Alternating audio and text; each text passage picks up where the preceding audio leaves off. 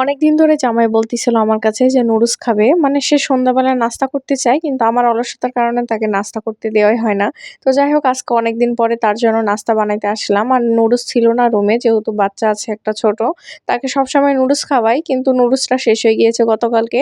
এর জন্য তাকে বললাম যে নুডলসটা নিয়ে এসে দাও, আমি তোমাকে রান্না করে দিব। তো এদিকে তো ফুলকপি আর হচ্ছে পেঁয়াজের কালি দিয়ে একটু মানে সবজি দিয়ে নুডলসটা সিদ্ধ করে নিয়েছি। আর এইখানে হচ্ছে কাঁচামরিচ ছিল না, তো আর কি আর করার, তো শুকনা মরিচ দিয়ে হচ্ছে নুডলসটা রান্না করব। আর এইখানে হচ্ছে একটা টমেটো কেটে নিয়েছিলাম কুচি করে, তারপরে এই তো ডিমটা এখানে দিয়ে দিলাম। আসসালামু আলাইকুম সবাইকে। সবাই কেমন আছেন? আশা করছি সবাই ভালো আছেন। আপনাদের দোয়ায় ও ভালোবাসায় আলহামদুলিল্লাহ অনেকটা ভালো আছি।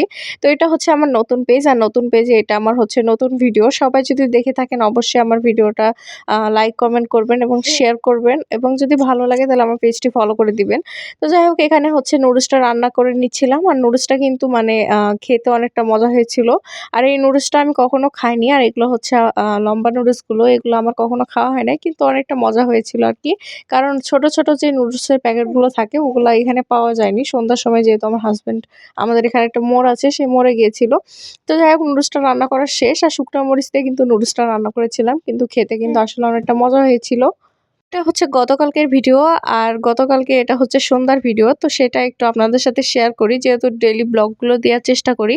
তো তারপরে এখানে আমার হাসব্যান্ড হচ্ছে নুডলসটা খাচ্ছিল আর বলতেছিল সেই স্বাদ। আমি বলতেছিলাম যে লবণটা একটু টেস্ট করো। তো লবণটা টেস্ট করেছিল আর লবণ একটু লাগবে। তো তাকে আমি বলতেছিলাম কেমন হয়েছে, আর সে বলতেছে যে সেই স্বাদ। সাথে আমার বাচ্চাও খাচ্ছিল। আর আজকে যখন আমি ভয়েস দিতে যাই তখন দেখি সে খাওয়ার জন্য মুখ চটকায়। যাই হোক এখানে দুপুরে রান্নাবান্না করার জন্য এই তো আজকে পেঁয়াজের কালি দিয়ে ডিম রান্না করব। আর পেঁয়াজের কালি দিয়ে আমি কখনো ডিম রান্না করে খাই নাই।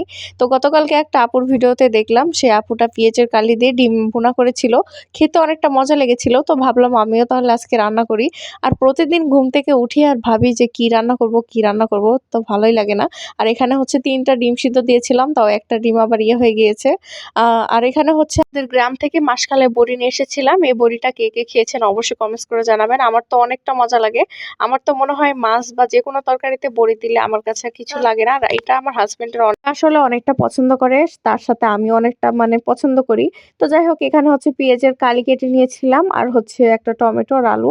আর আলুটা বেশি করে দিয়েছিলাম কারণ যেহেতু আমার ছোট বাচ্চা, আর আমার বাচ্চা কিন্তু আলু খেতে অনেকটা পছন্দ করে। তো যাই হোক এখানে এই তো মসলাগুলো কষিয়ে নিচ্ছিলাম। আর মসলা কষানো হয়ে গেলে এখানে সবজিটা আমি একবারে দিয়ে দিয়েছি। আর অন্যদিকে এই তো প্রায় ১১টার মতো বেজে গিয়েছে। তো ভাবলাম আগে ভাতটা উঠিয়ে দিই, যেহেতু আমার হাসব্যান্ড অফিসে যাবে। তারপরে এই তো এসে দেখি যে বড়িগুলো সিদ্ধ হয়ে গেছে আর হচ্ছে সবজিটা কষানো শেষ। তো আমি এখানে যে ৩টা ডিম রেখেছিলাম সেই ৩টা ডিম আমি এখানে দিয়ে দিলাম।